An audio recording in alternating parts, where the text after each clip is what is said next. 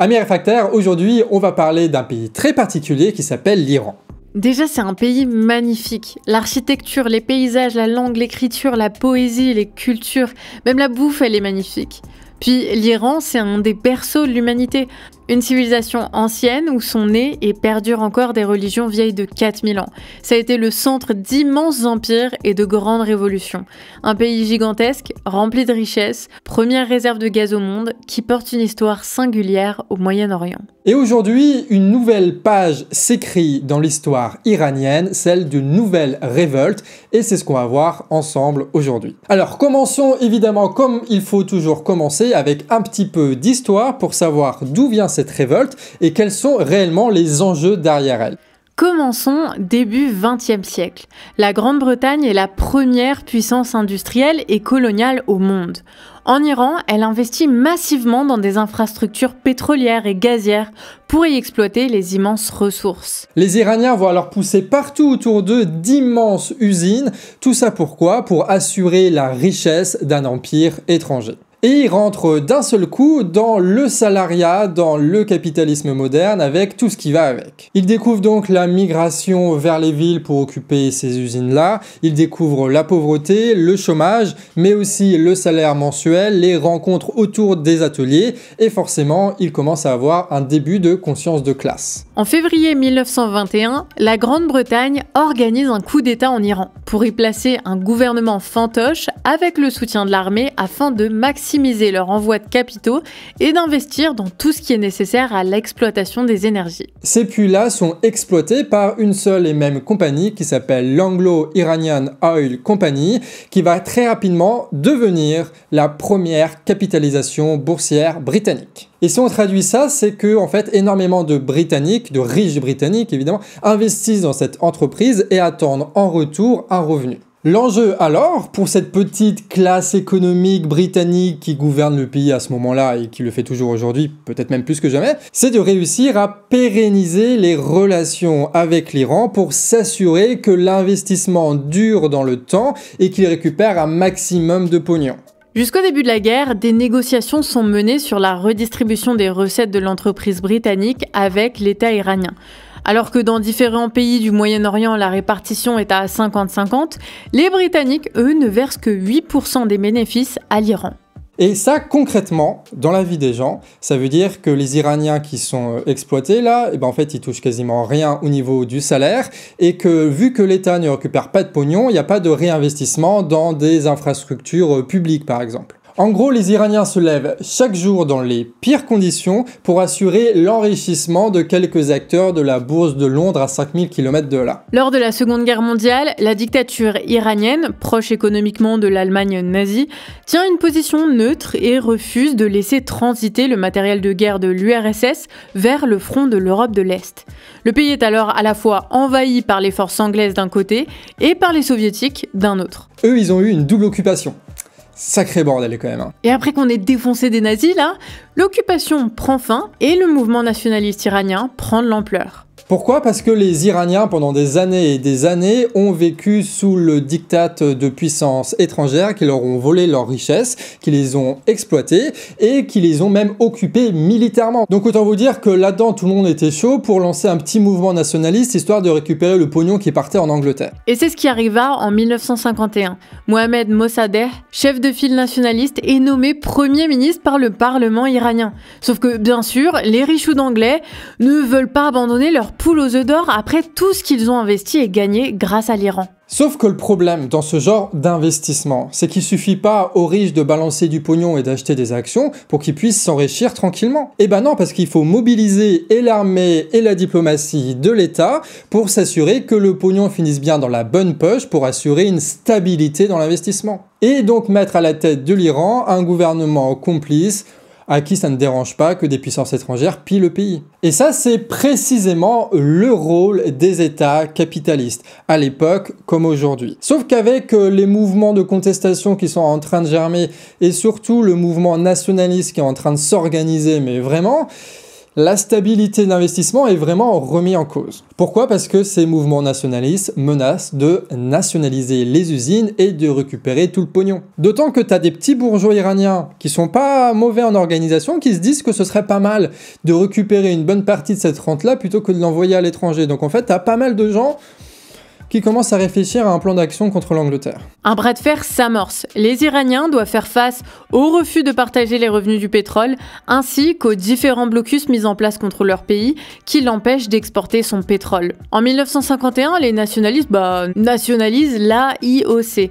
Et en réponse, 2 ans plus tard, la Grande-Bretagne, avec le soutien de l'armée iranienne ainsi que des États-Unis, nouvelle superpuissance mondiale, organise avec succès un coup d'État avec l'opération Ajax pour mettre un dictateur ami au pouvoir, le Shah. Pendant 26 ans, le premier partenaire économique de l'Iran sera les États-Unis. Pendant 26 ans, le premier partenaire militaire de l'Iran sera les États-Unis. Et ouais, ça change vite. Le pays est donc mis au service des intérêts économiques, diplomatiques et militaires de l'Empire états-unien. Et donc encore une fois, les Iraniens travaillent chaque jour, non pas pour assurer la richesse de leur peuple, non, mais plutôt pour satisfaire les intérêts d'un empire étranger. Encore une fois, ils se retrouvent dans cette situation. Les Iraniens ne décident de rien pour leur avenir et à chaque fois qu'ils essaient de contester le gouvernement ou l'État, ils se font salement réprimer et tuer. Sauf que cette situation, elle va pas durer. Dans les années 70, l'inflation dans le pays est forte malgré l'immense richesse accumulée par l'Iran après l'augmentation de sa rente énergétique due au choc pétrolier. La contestation grandit et le Shah demande régulièrement le soutien des États-Unis pour réprimer violemment pendant des années les manifestations. Peu à peu, la contestation populaire va s'incarner à travers plusieurs organisations. Le mouvement socialiste et tiers-mondialiste d'une part, le clergé islamique de l'autre, et la bourgeoisie nationale qui veut récupérer sa part du gâteau. Bon là, il se passe plein de trucs, on va pas non plus faire une vidéo de 3 heures, mais en gros, en 79, la révolution nationaliste aboutit et il dégage les impérialistes états-uniens. Et s'il y avait à l'époque une vraie implication populaire et aussi l'influence de mouvements marxistes, socialistes, tiers-mondistes, comme ils étaient très puissants à l'époque un peu partout dans la région, en Amérique latine, etc., en fait, on se retrouve surtout avec une révolution qui est réappropriée par ceux qui sont le mieux organisés. Et pour les Iraniens, c'est le clergé et une partie de la bourgeoisie nationale qui se réapproprient ce nouvel État. Les infrastructures pétrolières et gazières sont alors compromis nationalisées, mais pour être mis au service de cette nouvelle classe dirigeante. Et dans cette histoire, avec cette révolution, les États-Unis perdent la mainmise sur des infrastructures pétrolières et gazières de l'Iran. Et je rappelle que l'Iran, c'est la première réserve de gaz au monde, donc c'est une énorme rente qui leur passe sous le nez. Mais en plus de ça, ils perdent le contrôle d'un État stratégique, d'un État tampon, qui les sépare de leur zone d'influence au Moyen-Orient, avec l'Arabie Saoudite et compagnie, et l'URSS à l'époque. Donc bon, le nouveau gouvernement iranien, là, ça leur plaît pas du tout aux États-Unis et ils vont le faire savoir. Ils mèneront contre eux une guerre en intermédiaire de l'Irak en 1980 dans un conflit de 8 ans. Bombarderont des installations pétrolières iraniennes en 1988, gèleront 12 milliards d'avoirs, annonceront un embargo dans la foulée, puis en 1996, un blocus réduisant le commerce iranien avec tous les autres pays, que ce soit pour la vente d'énergie ou l'importation de nourriture. L'idée du blocus, c'est que les États-Unis fassent du chantage économique à tout pays voulant commercer avec l'Iran. Par exemple, la BNP a dû payer 9 milliards au Trésor états-unien pour avoir bossé avec l'Iran sous peine de se voir interdire d'utiliser le système Mastercard, de voir ses avoirs gelés et d'être interdit de bosser avec des entreprises états-uniennes.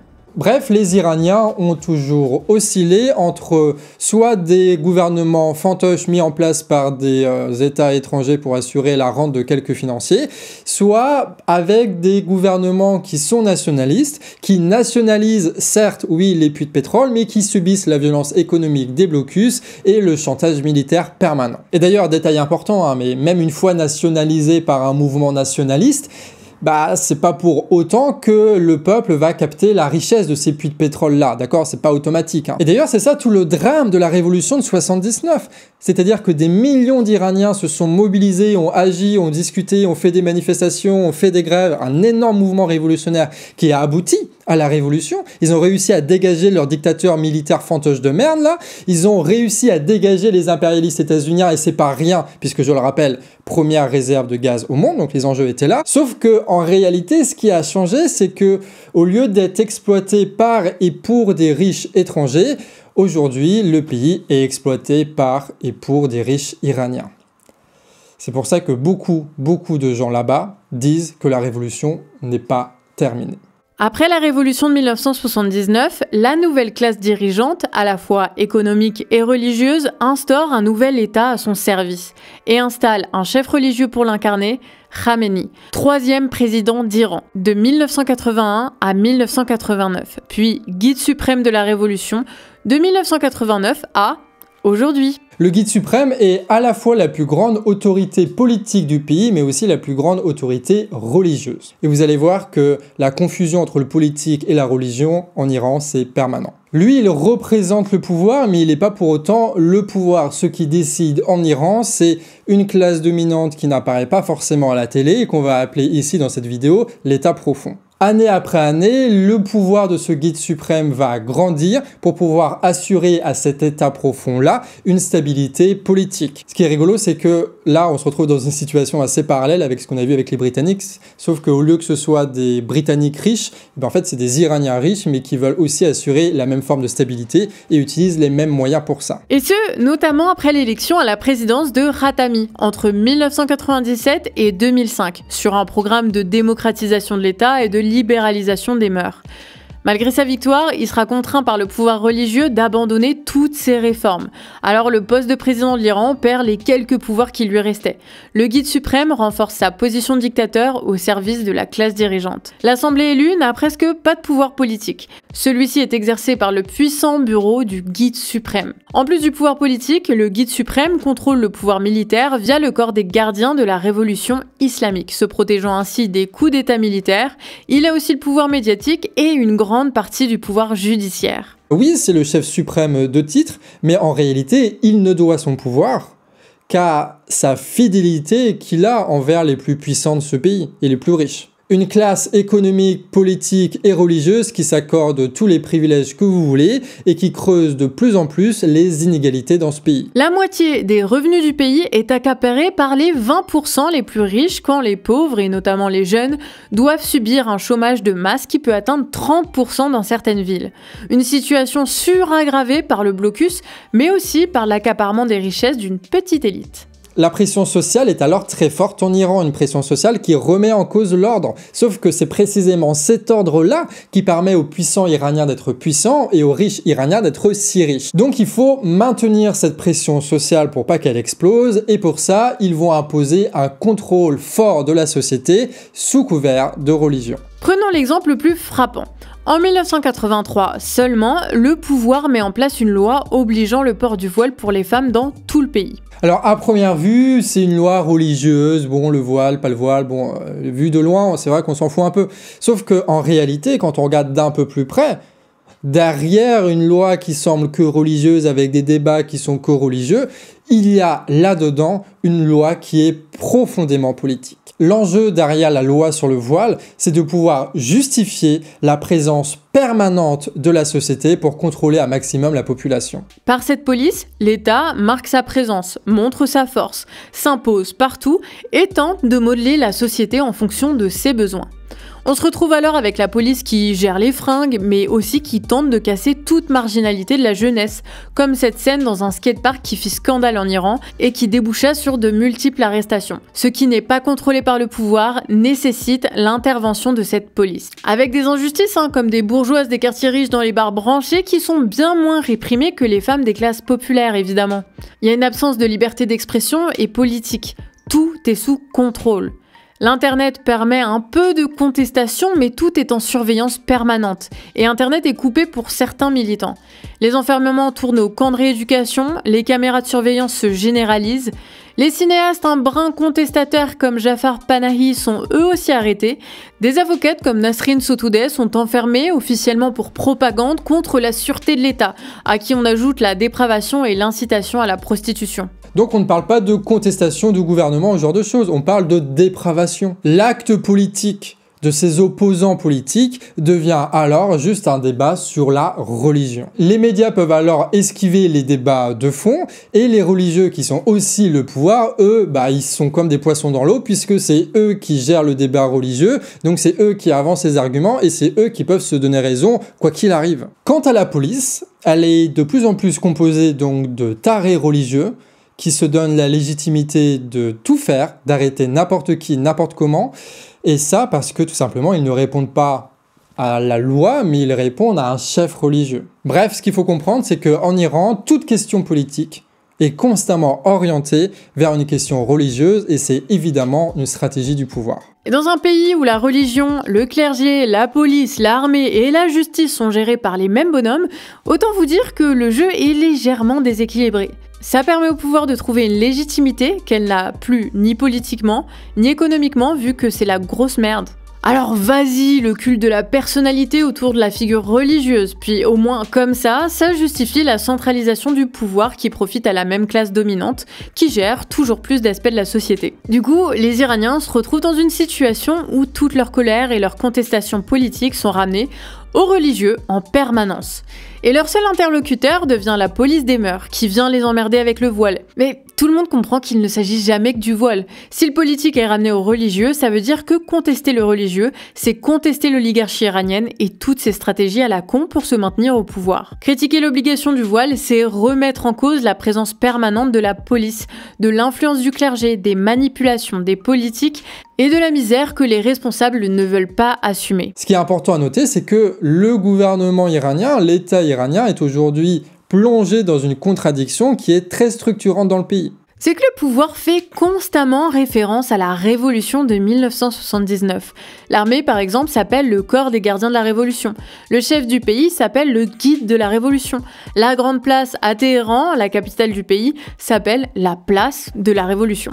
Une révolution que beaucoup d'Iraniens ont vécue et qui est donc constamment alimentée, malgré eux, par le pouvoir. Ce qui fait qu'il y a encore en Iran, malgré tout, une culture révolutionnaire. Donc cette culture-là pousse toujours à considérer les problèmes de façon politique et leur résolution par des actions politiques. En l'occurrence, dégager l'oligarchie. Après, c'est un héritage à double tranchant, tu vois. On peut à la fois se dire, par exemple, en France, que les Gilets jaunes, c'est incroyable ce qui s'est passé là-bas, la preuve qu'on peut faire quelque chose, mais ça peut être très bien aussi la preuve que les actions collectives ne marchent pas, qu'on se fait juste réprimer pour rien, et qu'importe l'enthousiasme et l'énergie qu'on peut mettre à des mouvements révolutionnaires, on finit toujours par se faire trahir, tu vois, c'est ce genre de réflexion qui naissent aussi de ça. Et donc, comme en France, en Iran, ça oscille entre apathie politique avec quelques révoltes individuelles, tu vois, et gros pétage de câble de toute la population qui se dit « Putain, on est des révolutionnaires, on va découper des têtes, quoi ». Des révoltes qui ont évidemment été très sévèrement réprimées par le pouvoir, mais s'il y a des révoltes, c'est qu'il y a des causes de cette révolte-là, qu'il y a des gens qui s'organisent, et en Iran, il y a un rôle très particulier, c'est ceux des femmes, là-bas, du féminisme, mais pas comme présenté dans les médias occidentaux, pour des raisons assez précises qu'on va voir ensemble. Ce qu'il faut comprendre, c'est que la révolution de 1979 a été contrastée pour les femmes iraniennes. Bon, d'une, elles ont déjà perdu énormément de droits concernant le mariage, le divorce, la garde des gamins, mais pas que. Pour vous dire le délire, c'est que là-bas, la voix d'une femme vaut 2 fois moins que celle d'un homme. C'est-à-dire que dans un procès, il faut la voix de 2 femmes pour équivaloir à celle d'un homme. Ça se dit pas équivaloir. Mais qui va me faire un procès? Personne. Et ça marche. Et c'est quand même vachement pratique pour les entreprises. Ça marche aussi pour les salaires. C'est-à-dire que le salaire d'une femme est 2 fois inférieur à celui d'un homme pour le même poste. Mais la nouvelle dictature donne d'autres droits, comme la participation à la vie politique des femmes. Sous contrôle de la dictature, bien sûr. Mais aussi l'ouverture des portes de l'université aux femmes. Pourquoi ? Eh bien parce qu'il y a tout un délire d'islamisme esthète qui permet de justifier la présence d'une élite religieuse et politique sous couvert qu'elle serait instruite. La méritocratie, tout ça. Puis surtout parce que peu à peu, l'économie iranienne devient une économie de service, comme tous les pays qui ont tendance à un peu à se développer. Ils développent aussi une industrie de pointe, que ce soit militaire ou pétrolière. Et du coup, ils ont besoin de manœuvres qualifiées. Et donc avec ce système de demi-salaire, en fait, tu peux embaucher 2 femmes ingénieurs plutôt qu'un homme ingénieur et du coup maximiser ses profits. Et du coup, c'est incroyable ça pour les entreprises. Ce qui fait qu'aujourd'hui, l'Iran possède l'un des taux de femmes à l'université le plus grand du monde. Ouais, rien que ça. Alors t'imagines bien que les gens dans les universités, ils causent beaucoup. Et du coup, ces facs-là vont devenir un peu le noyau du féminisme dans le pays, où énormément d'idéologies vont être construites, des idéologies féministes contradictoires, qui se disputent sur des questions religieuses, sur la laïcité, sur le progressisme, sur les traditions, ce genre de choses. Avec évidemment un féminisme plutôt bourgeois, plutôt identitaire, qui demande mais quelle est la place de la femme dans la société iranienne. Et évidemment, de l'autre côté, des féministes un peu plus politiques, un peu plus révolutionnaires, qui prennent une vue d'ensemble comme on fait là, et qui montrent que la condition de la femme ne peut pas être décorrélée de la logique du pouvoir, de la logique de domination de l'État et du gouvernement, et que du coup, il faut changer tout ça, quoi. Et donc, le féminisme devient en fait, là-bas en Iran, une énorme puissance de politisation des masses. Après, c'est impossible pour une féministe d'avoir une stabilité. Elle doit jongler entre le combat politique, la répression et les galères financières. Et qu'elles soient travailleuses comme la majorité d'entre elles ou même intellectuelles comme les avocates, elles sont aussi des mères de famille, des gérantes de foyer parce qu'en Iran, c'est obligatoire. Elles sont confrontées à la misère, à la violence policière, alors forcément, quand elles pensent, elles le font à travers leur vécu. Et évidemment, vu que l'accès aux médias à ces femmes-là sont interdites, qu'on ne peut pas parler de féminisme politique comme ça partout à la télé, et du coup, cette idéologie-là, elle se propage en souterrain. Ça se propage dans les facs, comme on l'a vu, mais ça se propage aussi dans les lieux de travail, puisque après les facs, les femmes travaillent à l'atelier, donc ils rencontrent d'autres personnes, et ces personnes-là, du coup, ils discutent et ils parlent de féminisme.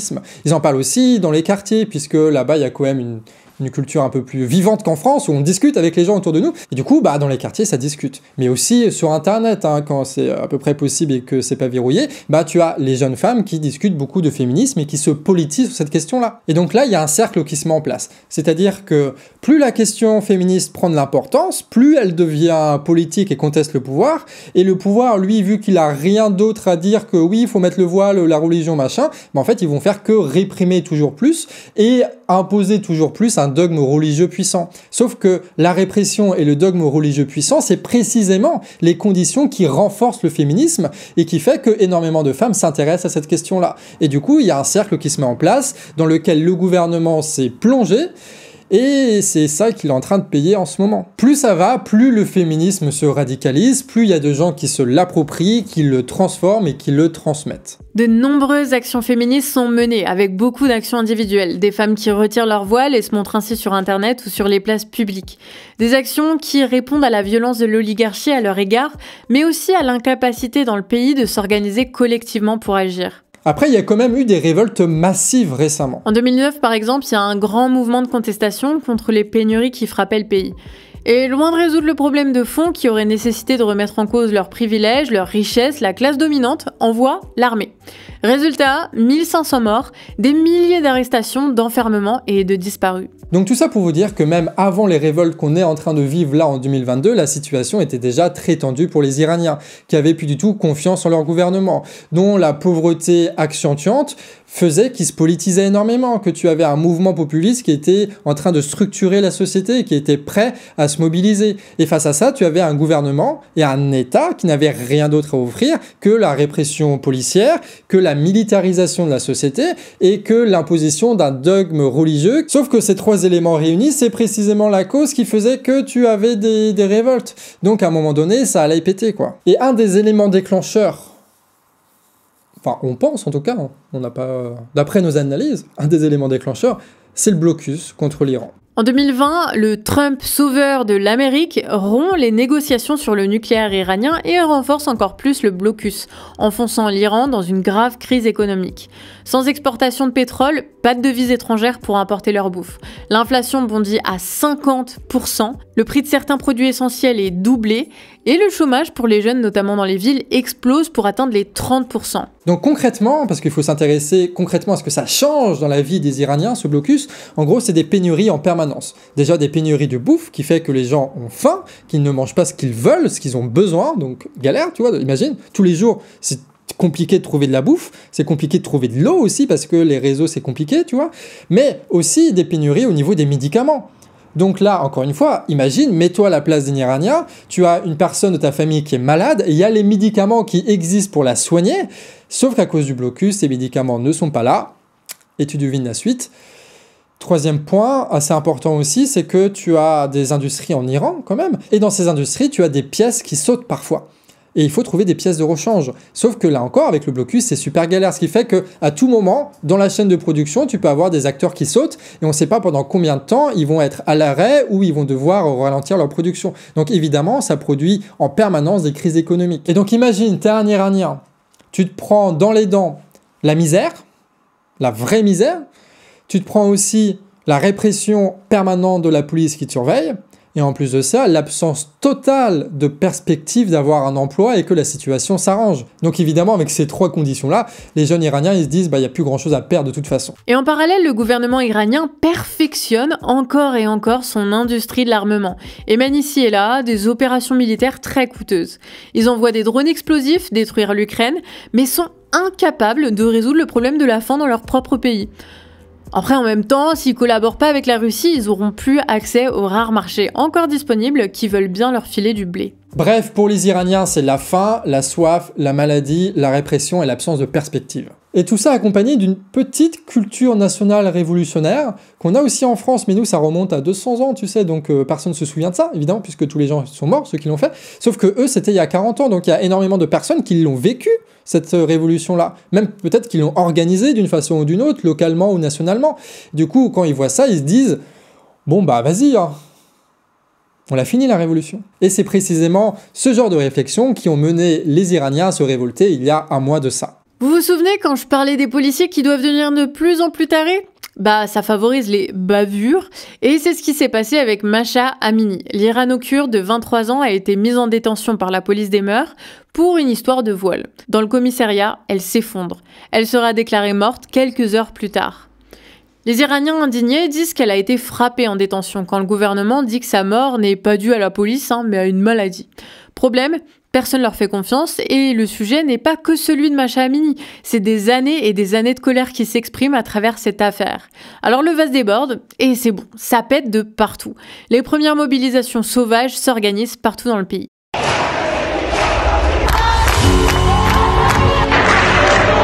Les facultés se mobilisent, bloquent les lieux d'études, ce qui force tous les étudiants et professeurs à prendre position, à discuter, à agir. Le gouvernement tentera de calmer la colère en libérant des profs contestataires en échange de prises de parole conciliantes auprès des jeunes. Les lycées et les collèges, eux aussi, se bougent. La génération Internet qui se construit ailleurs que dans la vieille propagande d'État s'exprime et manifeste. Au point où les tarés de policiers interviennent et assassinent encore une fois. Et quand ta copine ou ta sœur se fait tuer, forcément, tu lâches rien par la suite.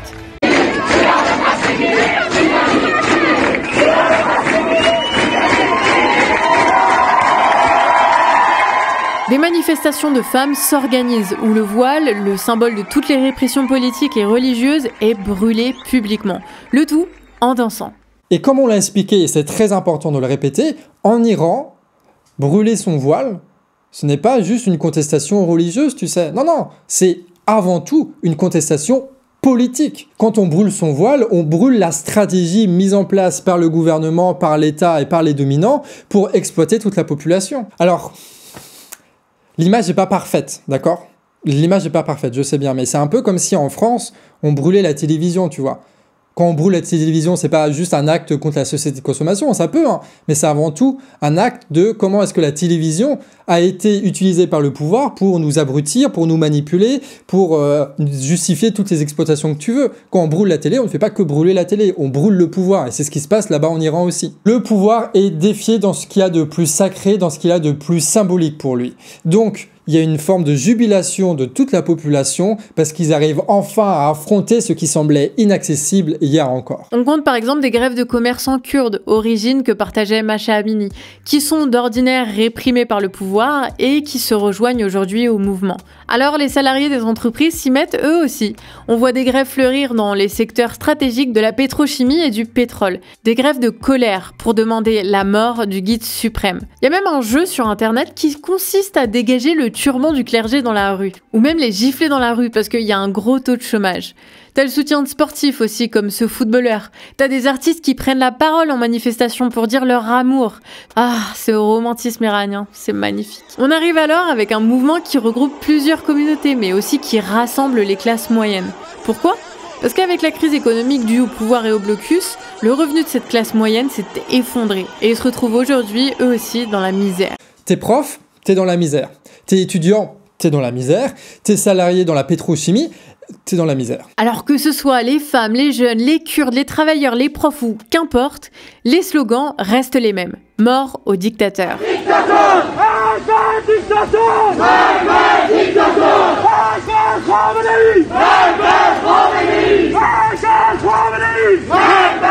Bon, après, il y a des variantes genre Khamenei, t'es un meurtrier, nous t'enterrons, ou Abat l'oppresseur, qu'il soit Shah ou guide. Shah étant le dictateur avant la révolution de 79. On assiste donc à un mouvement sans leader, sans véritable organisation, qui ne passe pas par un syndicat, qui ne passe pas par un parti politique, qui s'auto-organise sur Internet quand il peut, avec des actions locales. Un mouvement qui est uni à travers un même slogan qui est de dégager le gouvernement en place. Enfin, nous c'était Macron démission, eux ils sont plutôt en mode...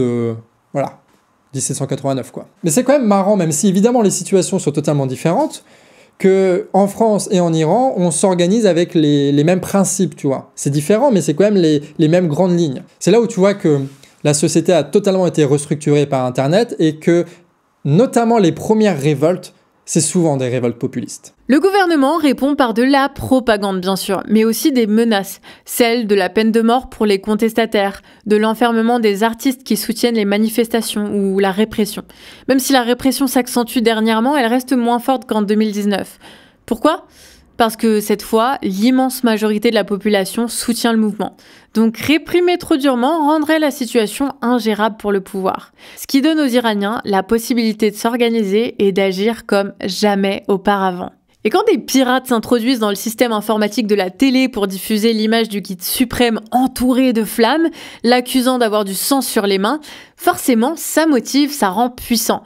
Ni le culte du chef, ni la répression policière, ni la propagande d'État, ni la censure quasi totale d'Internet et du téléphone, ni l'arrestation d'opposants ou la répression de journalistes n'empêchent la révolte. Ça fait plus d'un mois que les manifestations durent et elles n'ont pas l'air de s'arrêter. Elles semblent même s'intensifier.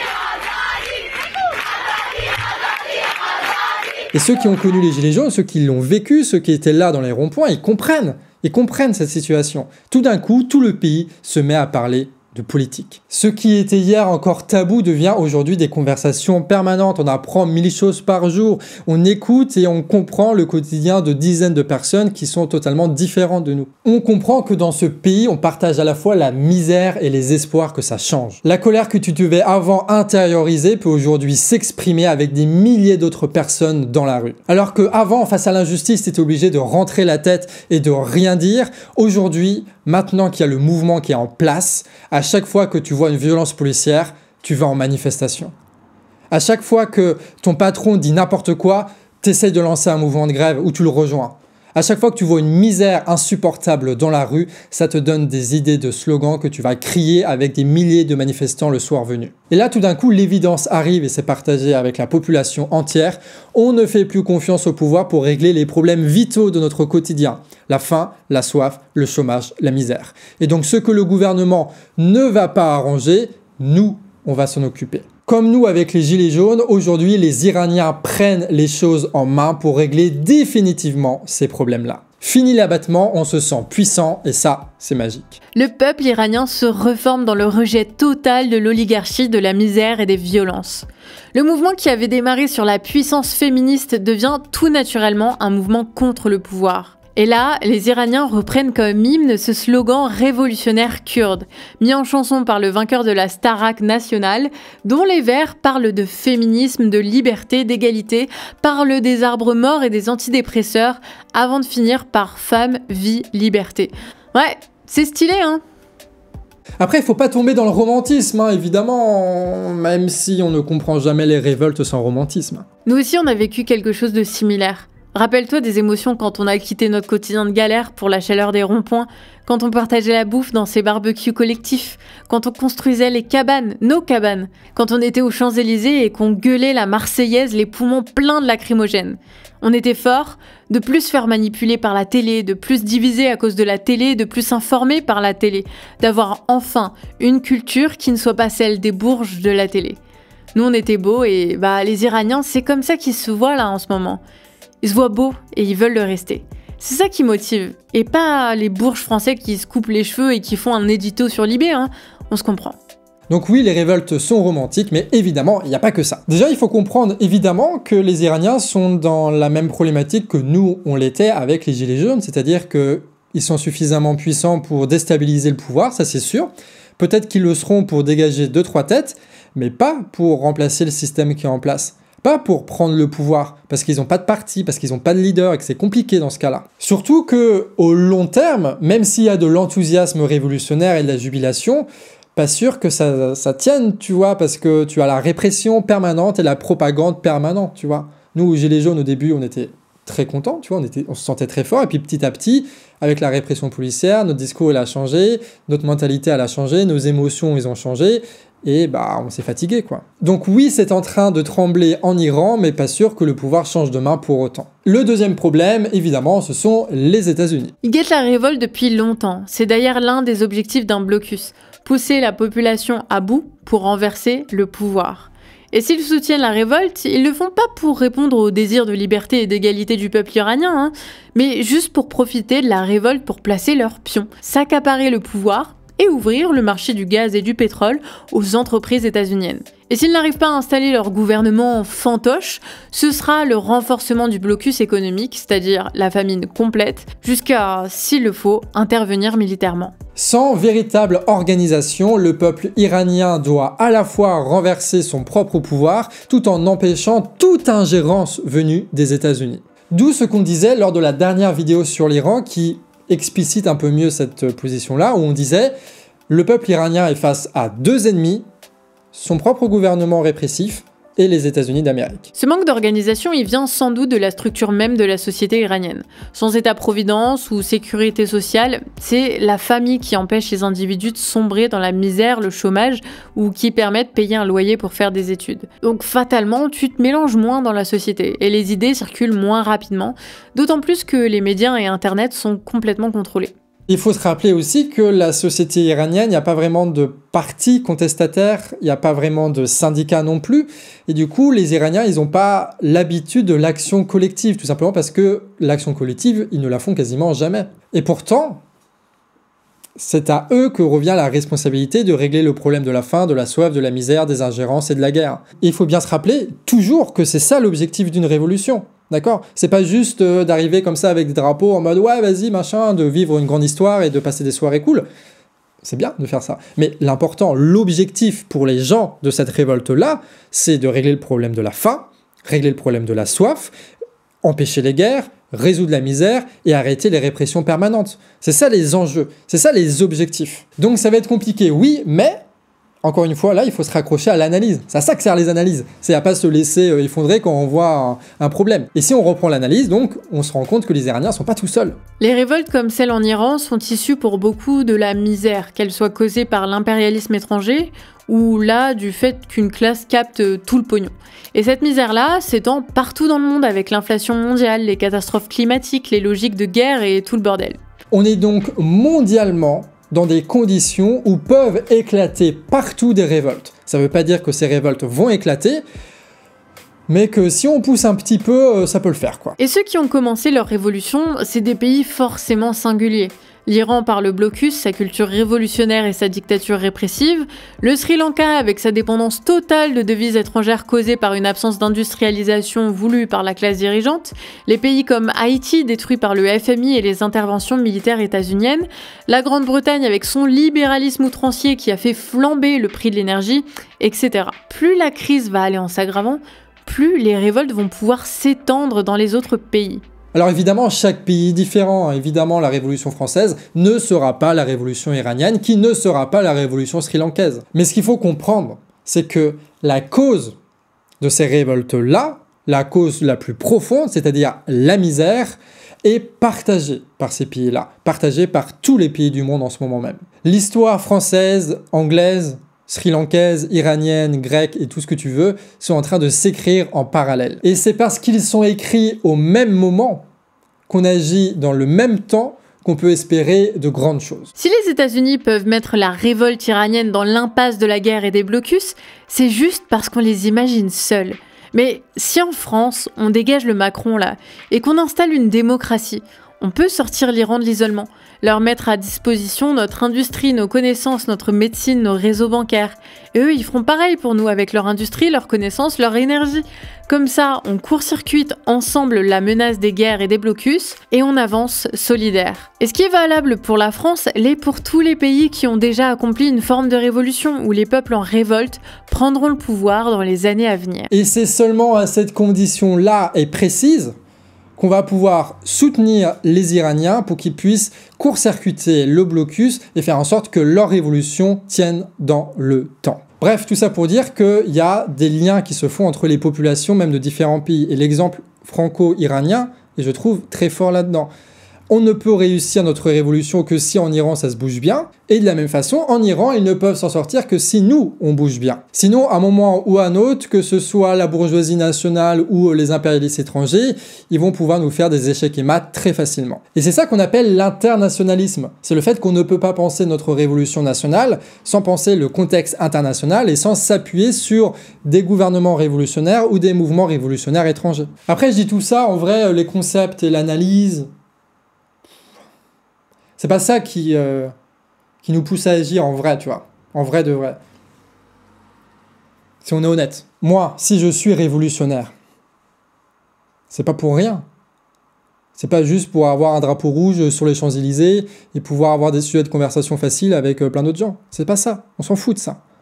Moi, si je suis révolutionnaire, c'est pour abolir une bonne fois pour toutes la misère et vivre heureux avec vous partout, tout le temps. Ce que je veux, c'est avoir le cœur battant de fierté, le ventre rempli d'espoir, la tête pleine de souvenirs et les yeux coulants de trop de bonheur, de trop d'amitié, de trop d'amour et de trop de tendresse. Moi, ce que je veux raconter à mes gamins plus tard, c'est pas l'histoire d'une révolution ratée qu'on aura bâclée parce qu'on n'aura pas assez travaillé, parce qu'on ne serait pas remis assez en question. Moi, plus tard, je veux pas bégayer face à eux. Ce que je veux leur raconter, c'est l'histoire de mes amours que notre révolution aura rendue merveilleuse. Et le reste, c'est pour les bouquins d'histoire. Bref, que les bourges arrêtent de se couper les cheveux là pour les Iraniens, c'est ridicule. Si on veut soutenir ce peuple iranien-là, la seule chose qu'on a à faire, c'est arrêter de désespérer tout seul sur Internet, sortir dans la rue, accomplir notre révolution, dégager le petit Macron. C'est ça. Et comme ça, on aura plein de trucs à raconter. Des bisous.